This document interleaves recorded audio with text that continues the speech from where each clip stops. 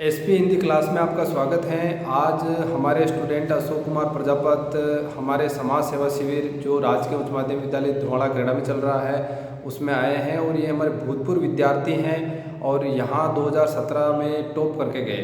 तो हमें यहाँ पढ़ाई करने के बाद में जो स्टूडेंट बाहर जा रहे हैं और वो क्या कर रहे हैं उनकी जानकारी होनी चाहिए। तो हम इनसे अवगत होना चाहते हैं कि आप 12वीं यहाँ करने के बाद आजकल क्या कर रहे हैं। धन्यवाद सर जी, आपने समाज सेवा शिविर में शामिल होने के लिए।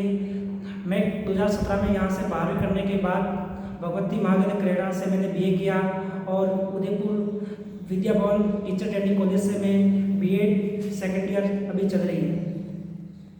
अच्छा, विद्या भवन कॉलेज जो उदयपुर की है वो बीएड के लिए अच्छी मानी हुई कॉलेज है। वहाँ जो बीएड के प्रशिक्षण लेते हैं वो वास्तव में आगे जाके एक अच्छे अध्यापक बनते हैं। तो आपका क्या मानना है, वहाँ क्या क्या व्यवस्थाएं हैं, इसके बारे में हमें बताइए थोड़ा। उस महाविद्यालय की विशेषता है वहाँ कभी भी किसी भी स्टूडेंट को या स्टूडेंट से कभी डोनेशन नहीं लेते हैं और वहाँ सभी स्टूडेंट से अच्छा व्यवहार किया जाता है और सभी को अच्छी तरह से ट्रेनिंग दी जाती है तथा वहाँ पर जो स्टाफ साथी है, जो सभी साथी शिक्षक साथी है वो बहुत ही अच्छे हैं, अच्छा व्यवहार करते हैं सभी के साथ और अच्छी ट्रेनिंग देते हैं।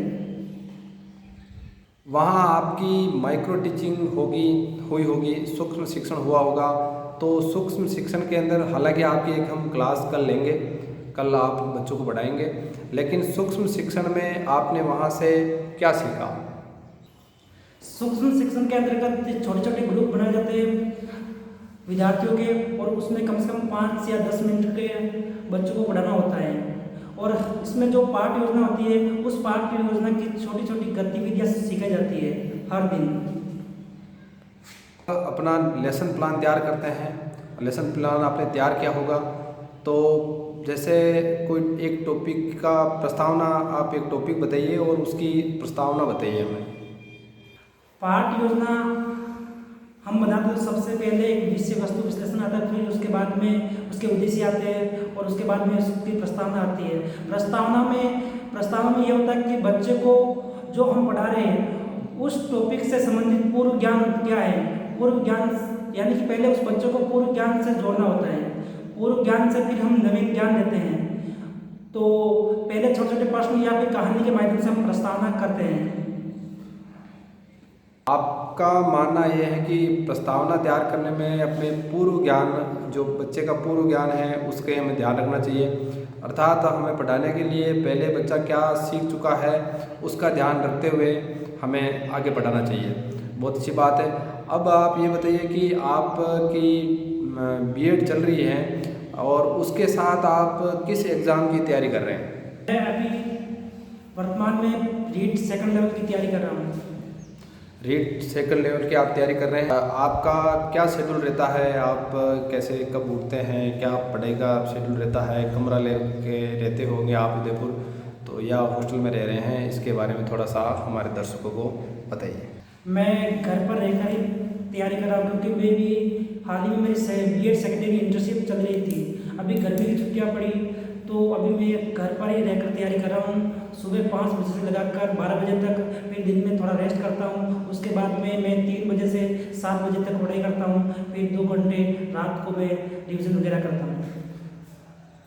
आप जो हमारे नए तैयारी कर रहे हैं यहाँ पर बीएसटीसी के लिए भी हमने समाज सेवा शिविर में कुछ क्लासें रख रहे हैं और ये बीएसटीसी भी छात्र करेंगे।